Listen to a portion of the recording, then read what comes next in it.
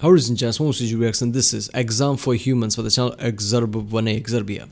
Oh, and Merry Christmas if you're reading this after Christmas, because very early. Wait a minute, it was, yeah, okay. This was at December 24th.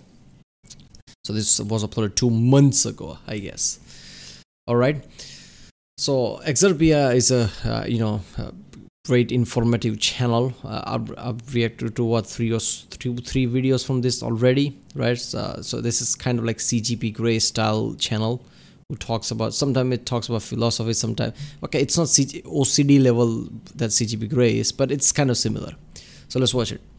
Remember, if you like my reaction, don't forget to subscribe, check out the reaction, this link is and check out the link cards in, yeah, let's watch it. A train is travelling west to east at a speed of 300 kilometers per hour. The driver applies the brake, producing a deceleration of 1.4 meters per second. In newtons, how hard will the man in carriage 7 now get his face mashed into the seat in front of him and realize that most of the problems in his life are created not by external circumstances, but his own repeated self-sabotage? Are human tears primarily composed of What? Alright, a train is traveling west to east at speed of 300 kilometers per hour. The driver applies the brake, producing deceleration of 1.4 meters per second. So, yeah, acceleration. In newtons, how hard will the man in carriage 7 mess into his and realize most of the problems are created by external circumstances? I see the trend where this video is going. But let's check it anyway. Speed is 300 kilometers per hour, doesn't matter, right? Because speed doesn't matter. We are talking about deceleration here. So deceleration, 1.4 meters per second in newtons. How hard? Okay, first of all, newtons. If we assume the guy weight was 70 kilos or something, around the, I don't know, what is the average? 70 kilos probably.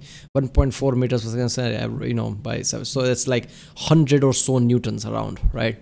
So the guy would mass his face at 100 newtons in the seat. 7th carriage doesn't matter either. There are no springs between carriages, right? Maybe some differences, 80 to 100 newtons. Why not? Because it's like clang, clang, clang. So maybe that has some spring effect to it. I don't know. So he would mass his face at 70 to 100 newtons into the seat, and then he'll realize all his problems are because of his self-sabotage. Smack to the head is what it takes, I guess. Answers, but his own repeated self-sabotage. Are human tears primarily composed of water, antibodies, a quiet admission that all of our plans and dreams will eventually turn to forgotten dust, or salt? Daniel gets salty at criticism and admits he is wrong about something. Never. In years, how long will it be before he alienates all of his friends with this behavior and finds himself entirely alone? Alright, let's go a bit more technical with this. We have to assume certain things here, like how frequently does he meet his friends, right? So if he meets his friend every day, it's probably going to take a best or a month. But if he frequently, if he doesn't meet with his friend frequently, I guess he alternates between friends here and there. And let's just say averagely he meets his friend once or twice a week. Probably it will last a year. It depends in how much of a annoying asshole Daniel is, right? Probably around a year if he doesn't frequently meet with his friends. Otherwise, a month. That's your technical answer. Alone. Rachel has chosen to remain alone at home for the evening and drink 2 liters of red wine. Please identify the correct chemical formula for consumable alcohol. Is it C2H60, C2H5OH, or the 17th time this year Rachel has attempted to solve an issue by escaping it internally, simultaneously knowing at some point, however painful, she will have to and dreams will eventually turn to forgotten dust? Well, press the wrong button. Alright. However painful, she will have to confront whatever it is that went wrong, and why. If Y is a sense of purpose, and the X-axis is the course of a human lifetime, please explain this result's significance. Alice and Pierre are having a significant disagreement. Pierre says, why doesn't Obi-Wan Kenobi remember R2-D2 in Star Wars Episode 4? Alice says, no, he did, because, remember when he calls him my little friend? Pierre says, yeah, but he said he'd never owned a droid before. Alice says, that's because R2-D2 was Anakin's study figure 66 of the rest of the world not giving the slightest shit. And relatedly, please study figure 72 of the world before you were born, and the world after you're gone, and the world after everybody is gone. Then please study figure 97 depicting some kind of lucrative interspecies business venture. Don't pretend you've got something better to be doing. You haven't. Besides, shut up. They're cute. Is this angle acute, obtuse, reflex, or the hug we desperately wish we could ask for but have convinced ourselves that the pain of existence must be carried alone on our backs forever and ever? every man, right? Like how Bill Burr says, every man in the world. This, I'm pretty sure it was Bill Burr was doing this stand-up.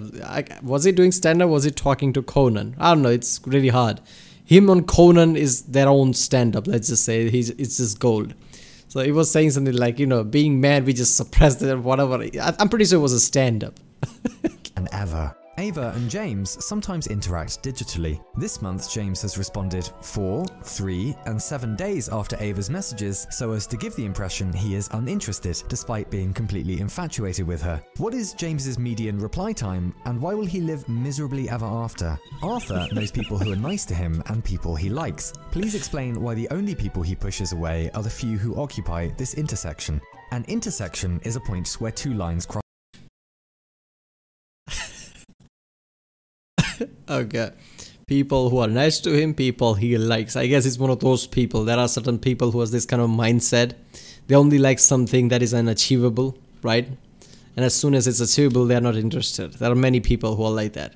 So people who are nice to him, they're like, ugh, well, there is no challenge there. His internal mind says that even he doesn't realize it. And somebody who doesn't really like him, he feels like there's a challenge that he tries to please them or something. And you know, there are lots of people, you hear stories of certain people getting married and getting broken up like that because of that, right? Someone likes somebody who is not really interested, right? Tries their hardest, get together, you know, get married, and now there is no spark or something. It's something like that. Way are the few who occupy this intersection. An intersection is a point where two lines cross over. Will and Claire intersect on a street. Claire is thinking, do you know that I still love you, that I will always love you, that I was never as happy as when things were good between us and I wish it could have worked and I'm just so sorry. Will is thinking, not a day goes by when I don't remember your little and large kindnesses, when I don't remember the new heights of happiness we both climbed together and how sure we were it could never go wrong until it all went wrong and I'm just so sorry. The lines will not intersect again. Why are humans like this? This year, Amelia has suffered a death in the family, a breakup, and several other personal crises. Calculate her remaining resistance to completely losing it when Christopher says, hey, you look sad. Have you tried going for a run? Have you tried the paleo diet? Have you tried not being sad? Oh my god, seriously. To completely losing it when Christopher says, hey, you look sad. Have you tried going for a run? Have you tried the paleo? Yeah, I wanted to read this while looking at his face. Obviously, that's just a stock photo, but still. Have you tried going to a run? Every time somebody says that, look, I work out. I really work out. I've been working out for 5 years. Cardio, right? I do weightlifting and everything. So, you know, the point here is, every time somebody thinks the run, oh, it gives you a high. I mean, you know, at start it feels harder. But once you have the high, they talk like it's cocaine or something. It's never like that, right? I mean, once you start to run, it will become easier. But you still have to have the mindset that you want to do it. As far as something bad, you just think that running will just give you this, like, you know, some drug-like feeling. If you're sad, like it's just going to make you feel good. No, it doesn't, right? To, you know, some portion of people, which it does that to them, good. But only way a workout makes you feel good if it's a constant routine. In your mind, you know you're doing something that will, you know, help you eventually physically in the long term. That thought makes you happy. But if something shockingly happened to you, like somebody died, you've, you know, gone through a breakup and something other crisis moment, going for a run will not do anything. So every time somebody says, you know, go for a run, eat an ice cream, just, you know, try to, like, why you sad? Well, man, fuck you. Give her some time, man. Give her some space, right? Something bad has happened. Your mind knows that. Something bad has happened. It's irreversible. You know something bad has happened. You're not going to forget that. So it doesn't matter if you eat ice cream, go for a run, or do anything. That's not going to go away. There's a reason why people drink alcohol, to just forget shit. Forcefully forget shit. So doing anything like, okay, let's go for a, you know, let's go as a group. We'll cheer you up. Let's go for a run. Sure, after some time, right, when the phase of sadness goes away, some of these things can help if you're becoming more and more depressed. This is anti-depressing things. Not when something bad has happened, you're in shock and you're sad. This thing's not going to work. So it's really asshole thing to say, let's just go for a walk like just something normal has happened. It's a crisis moment. Fuck you, just be there. If you're a friend, just be there, right? Be there, you know, be part of, you know, her, you know, be part of her time at there, right? Be sad with her rather than just trying to cheer her up because you're just feeling like an asshole.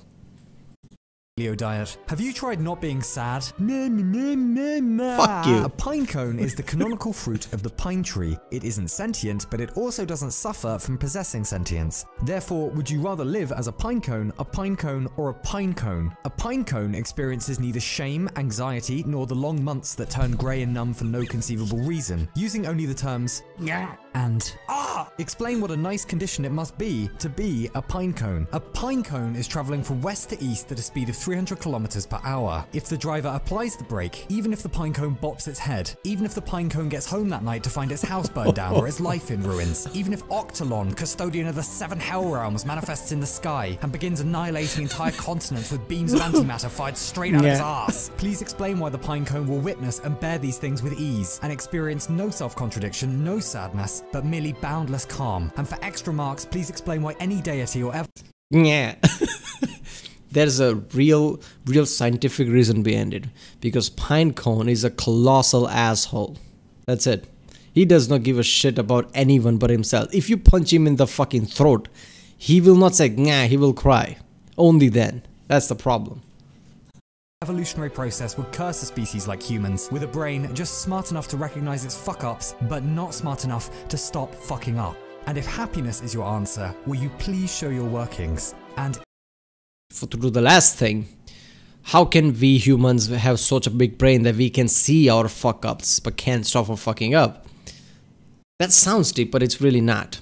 Because world is such a random and complex place, doesn't matter how much you're trying to figure out, the surroundings and the events that happens are so big and random that our brain is not big enough to understand that, right?